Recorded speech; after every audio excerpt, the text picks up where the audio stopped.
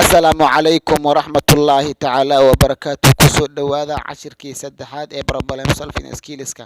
Maanta waxaan baranaynaa individually problemka shaqsi ahaaneed. Inta aanan bilaabin cashirka, fadlan like saar, followna dheh haddii aad ku cusub tahay page-ka, una gudbi asxaabtaada kale. Mahadsanid. Individually problem is a problem that faces a singly. Individually problemku waa problem kaasoo wajahaya shaqsi ahaan. For example, tusaale ahaan, failing an examination, in aad ku dhacdo exam is an individual problem. In aad ku dhacdo imtixaan waa problem shaqsi ahaaneed.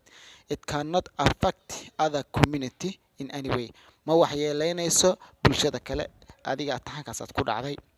Another example, tusaalaha kale, lack of finance, it can cause poor life, then you faces a problem. Dhaqaale yari kusoo wajahdo waxaad wajahaysaa dhaqaale yari kusoo wajahdo waxay sababaysaa noloshaas xun aa gashayna waxay kugu horkacaysaa problem. Taas ayaa la yiraahdaa lack of finance problem ka dhasho. Mar kasta ku xirnow Xaqiiqa TV. mahadsanid walaal.